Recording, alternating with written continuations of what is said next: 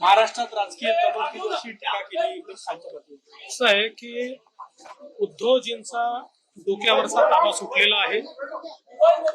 ते अत्यंत फ्रस्ट्रेटेड आहेत आणि त्या फ्रस्ट्रेशन मध्ये ते ज्या प्रकारचे शब्द वापरत आहे, मला असं वाटतं की याच्यावर काय उत्तर आपण देणार आहोत.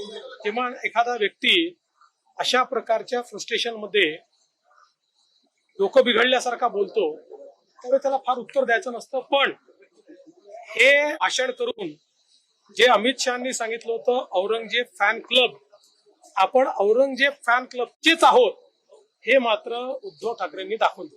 सचिन वाझे यांनी म्हटलं की माझी नार्को टेस्ट करा, अनिल देशमुख पीए कडनं पैसे घेत होते असं थेट आरोप त्यांनी. असं आहे की मी पण माध्यमातून बघितलेलं आहे आणि त्यांनी काही मला पत्र पाठवलं असं देखील तुम्ही दाखवलेलं आहे. अजून मी ते काही पाहिलेलं नाही, कारण मी नागपूरमध्ये आपल्याला माहिती आहे गेले 2 दिवस असं काही आलं आहे का, कोणाकडे आलं आहे का, हे सगळं पाहिल्यानंतर मग त्याच्यावर मी रिॲक्ट करेन. पण एवढं नक्की सांगतो की जे काही समोर येत आहे त्या संदर्भात योग्य चौकशी आम्ही करू.